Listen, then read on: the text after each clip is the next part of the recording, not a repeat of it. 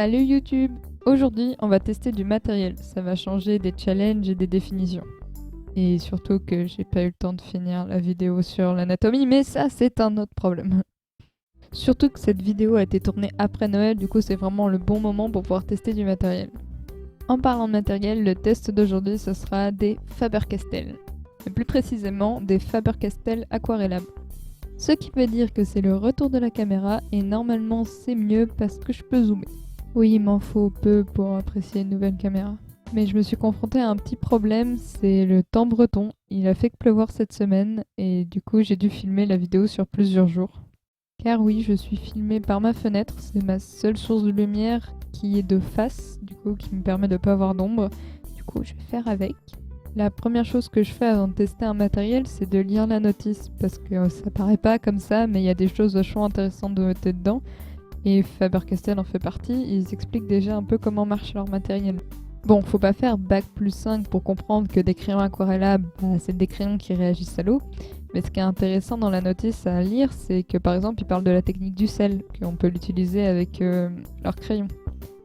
Petit aparté, mais la technique du sel consiste juste à mettre du sel en fait sur votre dessin une fois que vous avez placé les couleurs et ça va absorber du coup et ça va faire des petits effets assez sympas, un peu cristaux et c'est très cool à utiliser. Après j'ai juste regardé les crayons et j'en avais déjà d'avant de ma maman qu'elle m'avait offert qui étaient très fins et ceux-là sont vachement plus épais, du coup ils sont très cool à tenir en main je trouve et j'ai moins peur de les casser quand je taille la mine. D'ailleurs, j'ai pas eu de problème de taillage de mine avec ceux-là, même en mettant de l'eau dessus. En fait, ce que je fais des fois, c'est juste tremper le pinceau et prendre directement la peinture du crayon. Et j'ai pas eu de problème après pour les tailler ou quoi que ce soit, du coup c'était très cool. Ce que je fais par la suite, en fait, c'est juste voir la pigmentation.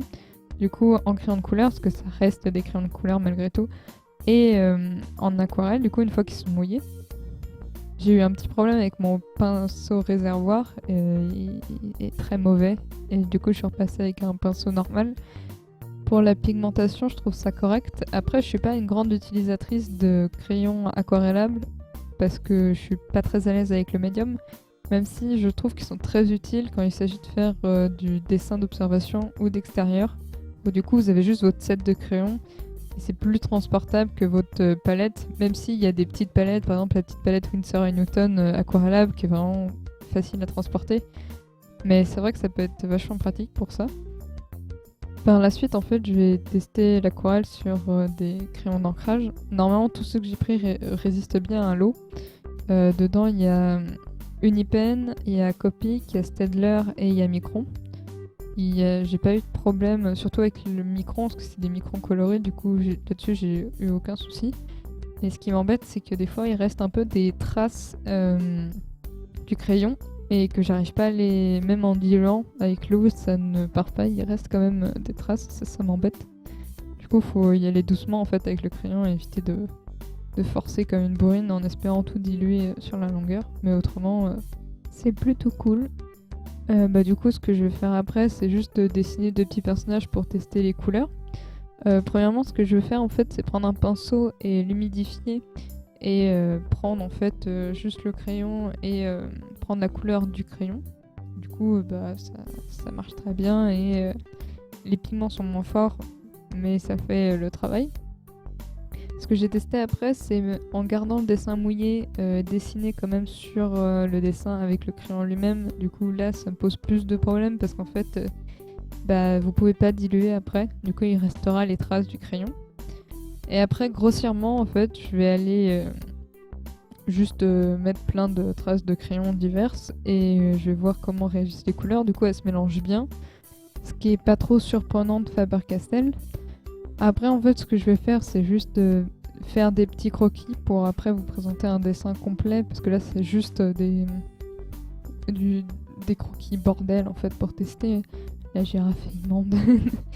Mais les couleurs réagissent bien. Elles sont assez claires, enfin assez pâles, mais c'est l'aquarelle qui veut ça. Et le fait qu'on prenne les pigments du crayon et pas d'un godet qui va être beaucoup plus pigmenté.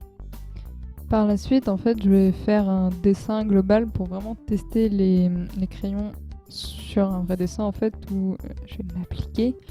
Et le problème c'est que j'ai perdu le rush du début où je fais le croquis et surtout je commence à colorier avec les Faber-Castell. Et je suis un peu deg parce que j'aurais bien aimé vous montrer que c'est pas des crayons que je conseille pour le coloriage, mais vraiment pas. Mais c'est dû à la pointe sec qui est fait pour l'aquarelle. Mais si vous aimez les choses clean et assez lisses quand il s'agit de coloriage, c'est pas ouf du tout parce qu'en plus j'avais pris un papier aquarellable, du coup un papier avec beaucoup de grains. Et du coup quand on colorie, ça passe pas partout sur le papier, il y a beaucoup de traces blanches qui restent. Heureusement une fois qu'on met de l'eau, l'aquarelle réagit et du coup il n'y a plus ce problème de traces qu'on a avec des crayons de couleur.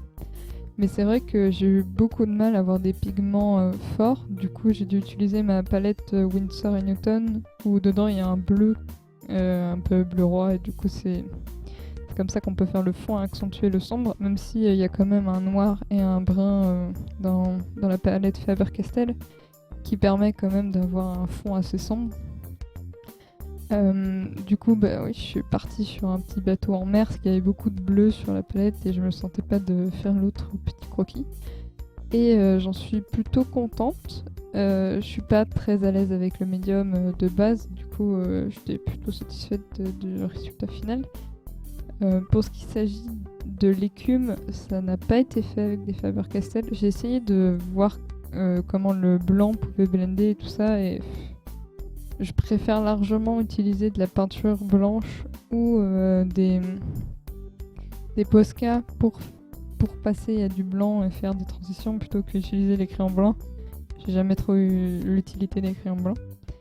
Et du coup pour l'écume, j'ai utilisé juste de la peinture blanche que vous trouvez en commerce, le bas de gamme. Ça fait très bien le travail.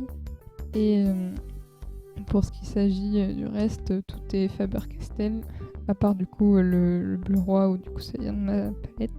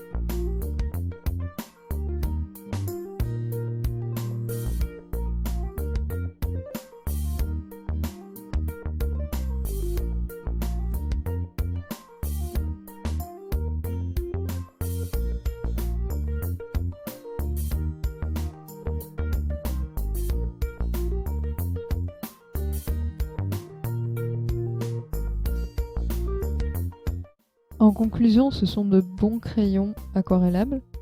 Pour ce qui est crayon de couleur, moi je sais que je les utiliserai pas parce que je préfère les mines qui sont un peu plus grasses. Et en l'occurrence, elles sont assez secs et moi c'est pas du tout mon type de crayon de couleur. Mais pour ce qui s'agit de l'aquarelle, il fait très bien le travail, il n'y a rien à redire au niveau de Faber-Castell. J'ai pas eu de problème de mine, même après, même au niveau du taillage, j'ai eu aucun problème. Pour le prix, c'est 22 € sur internet. Pour le coup, je vous conseille plus d'aller voir en magasin parce que comme je l'ai dit dans ma vidéo, sur les sketchbooks Faber-Castell en France, c'est très simple à trouver. Du coup, vous n'aurez pas de mal, surtout si vous êtes étudiant, à aller dans un magasin et pouvoir avoir des bons de réduction, ce genre de choses. Plutôt qu'acheter 22 € 12 crayons, c'est plus rentable, je trouve, d'acheter 3 godets plutôt que une palette de crayons aquarellables. Après, ça dépend pour les enfants, je sais que ça peut être vachement sympa, mais il y en a beaucoup moins cher si vous voulez en avoir une utilisation juste ludique. J'espère que ça vous a plu et vous a intéressé. J'essaierai de tester d'autres matériels, mais vu que c'est la première fois que je fais ça, je suis un peu perdue dans mes repères. Je parle pas super bien parce que j'ai peur de dire des bêtises. Mais voilà, j'essaierai d'en tester d'autres. S'il y en a qui vous intéressent, je ne suis pas fermée aux propositions. Mais j'espère que ça vous a plu. Si c'est le cas, tu peux t'abonner, partager et au pire me suivre sur Instagram, je poste pas mal de mes dessins.